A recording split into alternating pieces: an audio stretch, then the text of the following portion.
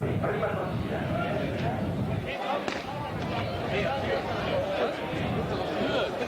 In prima corsia Erika Kramer dell'Olanda, in seconda Popovic, Jugoslavia, in terza Silvester, Inghilterra, in quarta Udeloven della Norvegia, in quinta Lahbi del Rugby Club de France, in sesta Barsotti, Italia, in settima Monteiro, Portogallo, in ottava Arland del Bundesliga della Germania.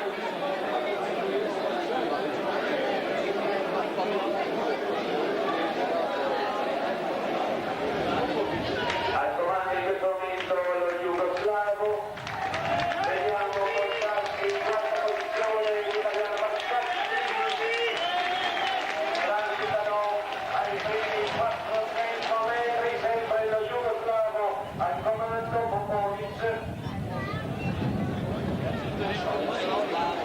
53, 4 passaggio ufficioso, sempre lo jugoslavo Popovic in questo momento al comando.